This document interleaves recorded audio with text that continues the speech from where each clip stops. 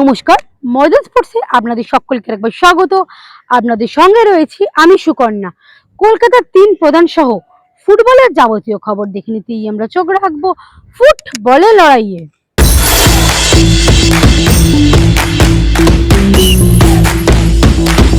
বিনা যুদ্ধে ছাড়ব না সূচগ্র মেদিনী।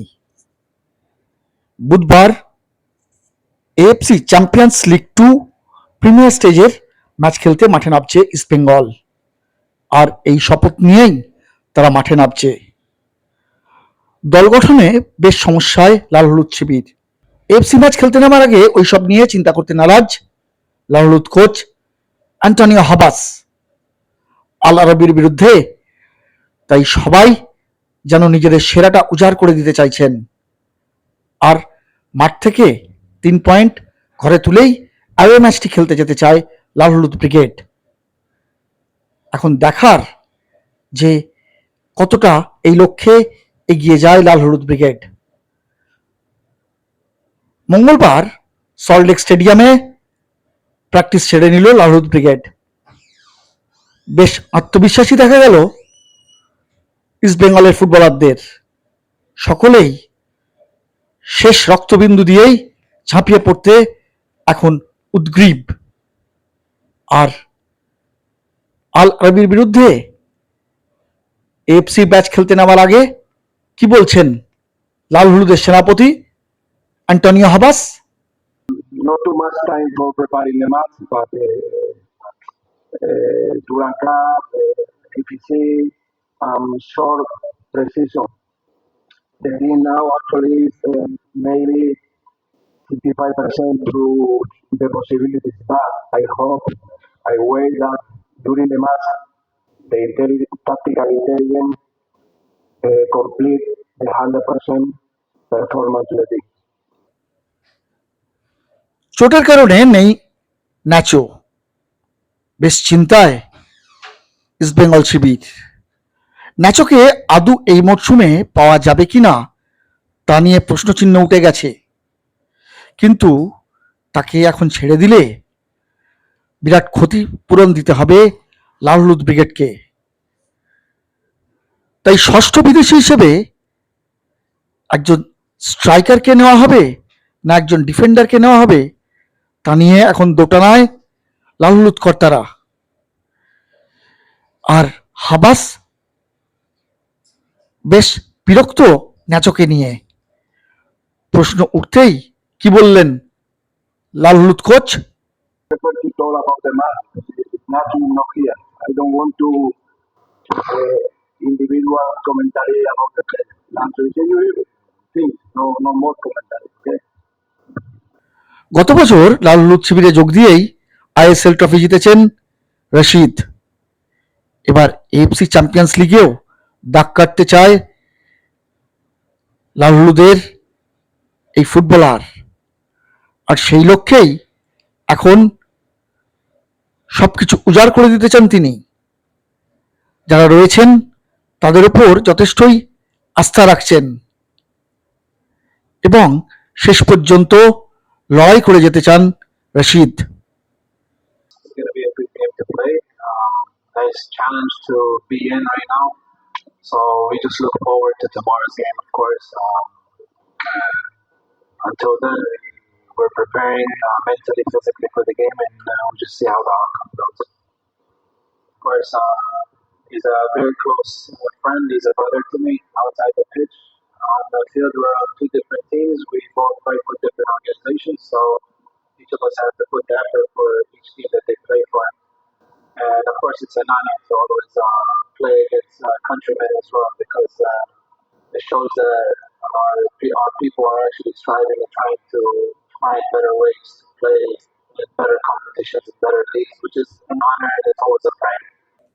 আনোয়ারের সঙ্গে জুটি বাঁধছেন সন্দীপ মান্ডি, আর তাকে নিয়েই এখন এএফসি কাপের প্রথম ম্যাচে ঝাঁপাতে চাইছে লাল হলুদ ব্রিগেড। যেভাবেই হোক আল আরাবির বিরুদ্ধে সেরাটা দিয়েই এখন মাঠ ছাড়তে চায় ইস্টবেঙ্গল। সুকন্যা মুখার্জি রিপোর্ট, ময়দান স্পোর্টস।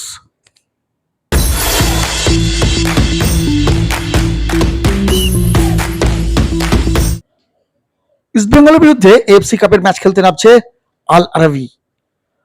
আর এই আল আরাবি কতটা প্রস্তুত এই ম্যাচ নিয়ে? ইস্টবেঙ্গলকে কি তারা পাত্তা দিচ্ছে না? মঙ্গলবার যুবভারতীতে অনুশীলন করলো আল আরাবি। তারা এই ম্যাচ থেকে যেভাবেই হোক অপরাজিত থেকে দেশে ফিরতে চায়। কি বলে গেলেন আল আরাবির কোচ ও footballer? Bengal is very, very good, very dangerous. Like I say, we must defend very good, intelligent, without the ball, with passion, good concentration, and we must believe in ourselves. This is the key. Because we must be brave also with the ball, because we are very good strikers and wingers, and I expect interesting game tomorrow. But like I say, the balance is the key. You must play very good and in good way. You know. Those fans are for football, and of course they have the little advantage being at home with the spectators. For me and my players and as a group, we've in the past faced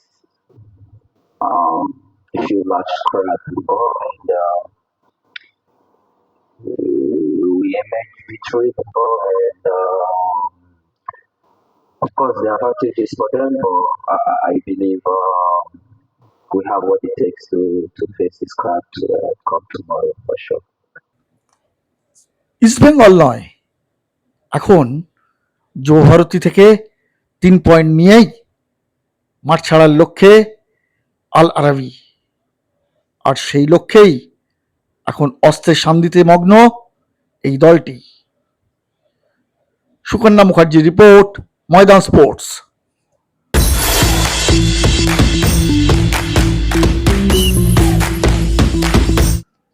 বুধবার কিশোর ভারতী থেকে 3 point তুলে নিয়ে quarter ফাইনালে খেলা নিশ্চিত করতে চায় Mamra sporting. তার আগে নিজেদের মাঠে শেষ প্রস্তুতি সেরে নিল সাদা কালো ব্রিগেড। আর আর্মির বিরুদ্ধে মাঠে নামার আগে কি বলছেন মামরান কোচ মেহরাজউদ্দিন ওয়াডু? प्रिपरेशन कुछ नहीं है, every match is important. Durand का कल का मैच हमारा इम्पोर्टेंट इसलिए है क्योंकि अगर हम कल जीत जाते हैं तो will go to the next stage and the players they already know it and I am sure that tomorrow we are going to put our best performance. There are couple of injuries and कल सुबह physio से बात करके and will get the proper update. ক্লাবে যতই সমস্যা থাকুক, ফুটবলাররা কিন্তু বুধবারের ম্যাচকেই এখন ফোকাস করে এগিয়ে যেতে চায়। যেভাবেই হোক সমর্থকদের মুখে হাসি ফোটাতে, ডুরান্ডের শেষ 8-এ পৌঁছতে এখন মরিয়া সাদা কালো ব্রিগেড। ব্যুরো রিপোর্ট, ময়দান স্পোর্টস।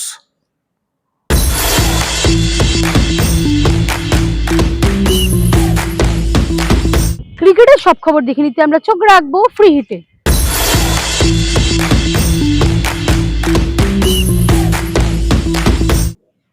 বিয়ের প্রতিশ্রুতি দিয়ে সহবাস ও ধর্ষণের অভিযোগে গ্রেপ্তার বাংলা ক্রিকেটার অভিষেক পোড়েল।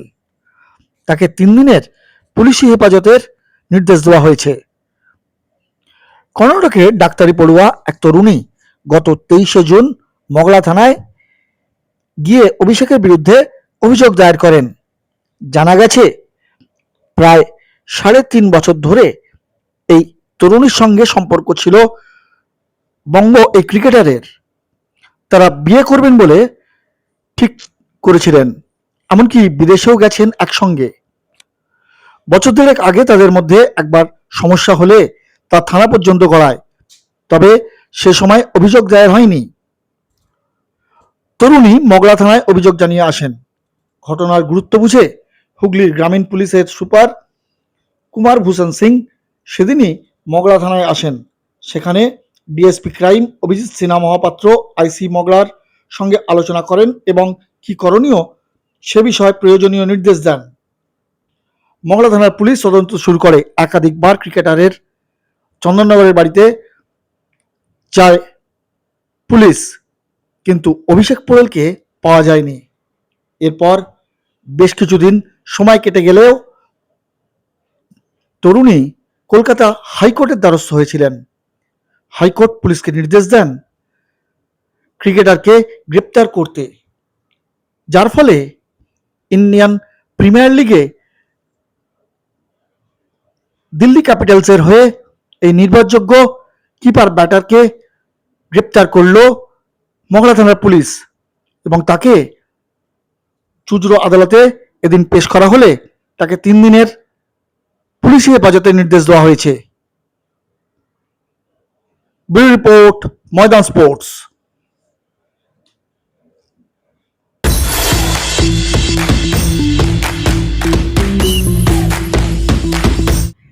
ভিডিওটা ভালো লাগলে লাইক করুন, শেয়ার করুন, আপনাদের মতামত কমেন্ট করে জানান, চ্যানেলটাকে সাবস্ক্রাইব করুন এবং পাশে থাকা বেল আইকনটাকে প্রেস করে দিন। দেখা হবে আবার পরের ভিডিও।